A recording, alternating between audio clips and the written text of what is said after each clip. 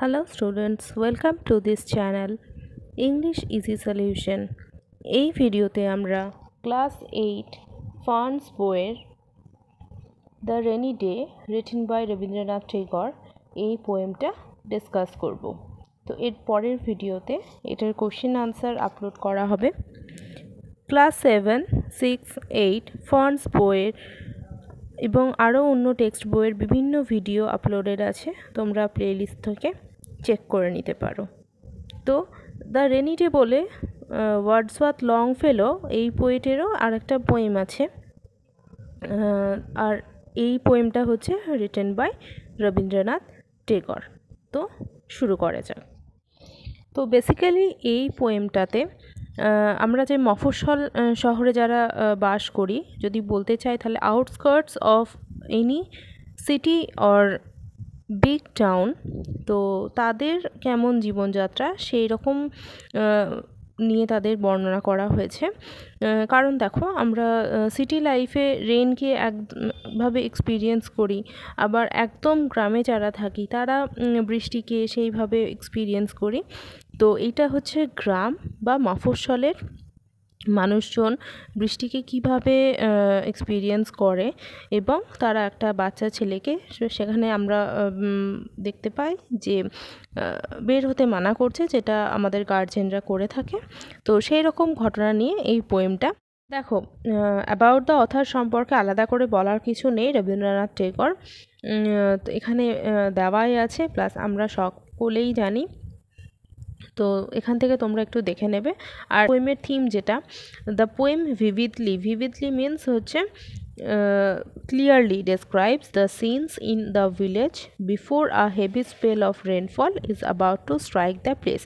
ঠিক বৃষ্টি আসার আগের মুহূর্তে কোনো একটা গ্রামের পরিবেশ কেমন হয়, তাদের মানসিকতা কেমন হয়, সেটা কি ডেসক্রাইব করা হয়েছে।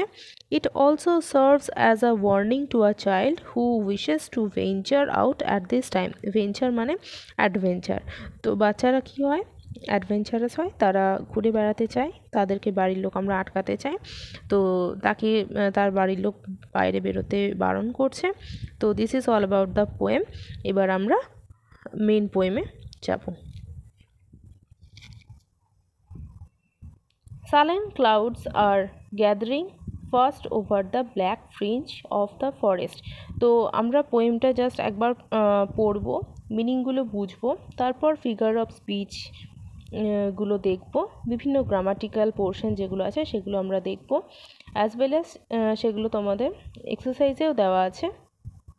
তো দেখো, সালেন ক্লাউডস, সালেন মানে হচ্ছে ডাল অ্যান্ড গ্লুমি, মানে খুব গুরুগম্ভীর যে মেঘটা থাকে সেটা। are gathering fast over the black fringe of the forest outer edge of margin. তাহলে দেখো, এখান থেকে বুঝতেই পারছো যে ফ্রিঞ্জ মানে আউটার এজ অর মার্জিন মানে কি বলছে। জঙ্গলের ধারে যে আমরা বসতিগুলো গড়ে উঠতে দেখি সেগুলোর কথা। O child do not go out. O child, এটা কে বলছে? নিশ্চয়ই তার ফ্যামিলির কোনো লোক। ডু নট গো আউট, বাইরে যেও না, এখন বৃষ্টি হচ্ছে। দ্য পাম ট্রিজ, পাম মানে জানো তাল গাছ, in a row by the lake are smiting their heads against the dismal sky. Smiting মানে হচ্ছে স্ট্রাইকিং শার্পলি, মানে here the poet compares the long palm trees as if they are smiting their heads, means they are picking, তারা যেন উকি মারছে আকাশে। against the dismal sky, dismal কেন? কারণ কালো করে মেঘ করেছে, ঘন অন্ধকার, সেটার জন্য gloomy. The crows with their dragged wings, dragged মানে জানো যে কোনো জিনিস ছেঁচড়ে নিয়ে যাওয়া। তো যেহেতু তাদের ডানাগুলো দেখতে পাচ্ছ এখানে পুরো ভিজে গেছে, তো as if they are dragging their wings because they became too heavy, are silent on the tamarind branches. Tamarind মানে হচ্ছে তেঁতুল গাছ। And the eastern bank of the river is haunted by a deepening gloom. Deepening মানে হচ্ছে গভীর, এখানে gloom মানে কোনো স্যাডনেস বলতে পারো। Eastern bank of the river, তাহলে নদীর ধারে, জঙ্গলের ধারে নিশ্চয়ই কোনো সিটি লাইফ কি গড়ে উঠবে? হবে না, কোনো একটা গ্রাম্য পরিবেশের কথা এখানে কিন্তু বলা হচ্ছে। Our cow is lowing loud tied at the fence. Fence মানে জানো বেড়া। লোয়িং মানে হচ্ছে মেকিং আ ডিপ সাউন্ড। তো তারা কেন আওয়াজ করছে? কারণ পশুরা তো বুঝতে পারে যে এরকম যখন ওয়েদার, তো তার জন্য তারা খুব একটা ফ্রেশ মুডে নেই। O child wait here till I bring her into the stall. তাহলে কাউ বলছে, এখানে হার মানে কিন্তু কোনো মেয়ে নয়, এখানে হার মানে হচ্ছে কাউ। তো এখানে স্টল মানে হচ্ছে শেড, যেটা কাউ শেড সেটা। Men have crowded into the flooded field to catch the fishes as they escape from the overflowing ponds. Men মানে যারা, ফাদার মানে মানুষরা কি করছে? মানুষ মানে এখানে যারা মেল, MALE, মেল পারসনসরা, they are busy in gathering the fishes. যে উপচে পড়া যে নদীগুলো আছে সেখান থেকে তারা মাছগুলো কালেক্ট করছে। এবার তোমাদেরকে একটা জিনিস এখানে বলার আছে, ফিশ। তোমাদেরকে ওয়ার্ড মিনিংগুলো আমি দেখিয়ে দেবো, তার আগে একটু বলে নিই। ফিশ হচ্ছে সিঙ্গুলার নাম্বার, তার প্লুরাল কি হয়? ফিশ মানে হচ্ছে একই, one kind of fish in many amount, in much amount. আর ফিশেস মানে হচ্ছে there are variety of fishes. ঠিক আছে, মানে সাপোজ রুই মাছ, তো অনেকগুলো রুই মাছ, তাকে আমরা ফিশ বলতে পারি। বাট রুই, কাতলা, ইলিশ অনেকগুলো যখন মিশিয়ে আছে, various kinds of fish are there, then we have to use fishes. তো নদীতে অনেক ধরনের মাছ আছে, তার জন্য এখানে ফিশেস বলা হচ্ছে। The rain water is running in rills. Rills মানে হচ্ছে রিভুলেট, ব্রুক, স্মল রিভার।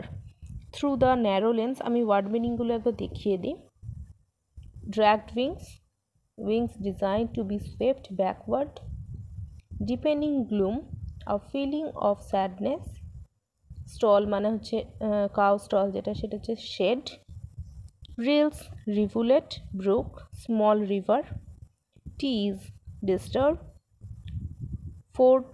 এখনো আসিনি মিনিংটাতে। The rain water is running in rills through the narrow lanes like a laughing boy who has run away from his mother to tease her. এই যে এখানে বৃষ্টির জলটাকে কার সাথে কম্পেয়ার করছে পোয়েট? যেন একটা বাচ্চা ছেলে, হাসি খুশি বাচ্চা ছেলে, সে তার মায়ের কাছ থেকে ছুটে পালিয়ে যাচ্ছে। কী জন্য? ছোট্ট দুষ্টুমি করার জন্য। সে কি মাকে ছেড়ে যাচ্ছে না। তো এটা একটা পোয়েটের ইমাজিনেশনে এটা পোয়েট কম্পেয়ার করছে।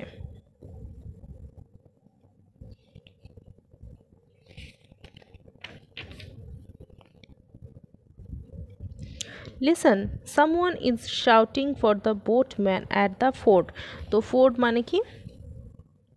Side of a river where the water is not deep, যেটা আমরা বলতে পারি নদীর ধার। তো কি করছে? বোটম্যানকে ডাকছে তাড়াতাড়ি নদী পের করবার জন্য, কারণ কি নদীতে অনেক জল বেড়ে গেছে, হয়তো তার ওই পারে বাড়ি। O child, the daylight is dim, dim means not bright, and the crossing at the ferry is closed. Ferry মানে তোমরা জানো নৌকার ঘাট। The sky seems to ride fast upon the madly rushing rain. madly rushing rain, দেখো এখানে madly কিন্তু কোনো পার্সনকে বলা হয়, ঠিক আছে? তো যেন রেনকে এখানে পার্সনিফিকেশান, যে ফিগার অফ স্পিচ, আগেও তোমরা অনেকগুলো এক্সাম্পল দেখেছো, তো আমি বলে দেবো যে কোথায় এই ফিগার অফ স্পিচগুলো ইউজড হয়েছে। ম্যাডলি রাশিং রেন, যেন রেনটা ছুটে চলে যাচ্ছে। The water in the river is loud and impatient. Same, কি অ্যাডজেক্টিভ ইউজ করা হয়েছে? River can't be loud and impatient. এটা কারা হতে পারে? মানুষ। তাহলে দেখো রিভারকেও এখানে কি পার্সনিফাই করা হচ্ছে। Women have hastened home early from the Ganges with their filled pitchers. Pitchers মানে হচ্ছে পটস, জল ভরার কলসি। তারা হ্যাসেন্ড মানে হচ্ছে গো ফাস্ট, তারা কি নদীতে গেছিলো জল ভরতে, তারা তাড়াতাড়ি বাড়ি ফিরে এসছে।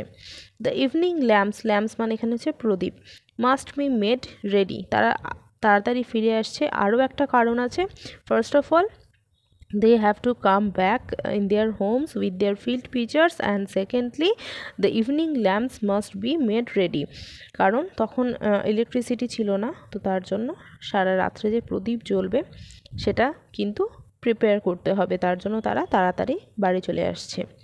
ও child do not go out, বাচ্চাকে তারা আবার অ্যাওয়্যার করছে not to go out.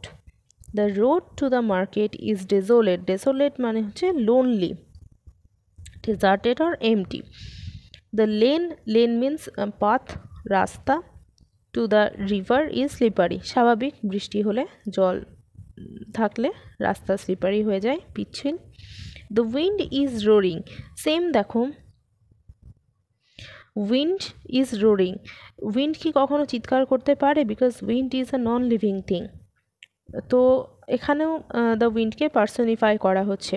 Is roaring and struggling among the bamboo branches like a wild beast tangled in a net. Beast মানে হচ্ছে অ্যানিমাল, একটা বন্য পশুকে জালে আটকা পড়লে সে যেমন চিৎকার করে সেই রকম চিৎকার কে করছে? না বাতাসটা করছে। এটা কার ইমাজিনেশনে এই ভাবনাটা আসছে? পোয়েটের। তো এটাই হচ্ছে all about the poem. First প্যারা এখানগুলোতে পার্সনিফিকেশনের যে এক্সাম্পল আছে সেগুলো আমি তোমাদেরকে বলিনি। কি কি আছে ফিগার অফ স্পিচের ইউজ তোমরা অবশ্যই কমেন্ট করে জানাবে, নাহলে আমি নেক্সট ভিডিওতে আমি এটা আপলোড করে দেব along with the question and answers of the poem. Okay, তো this is all about the poem. Thank you and share and subscribe.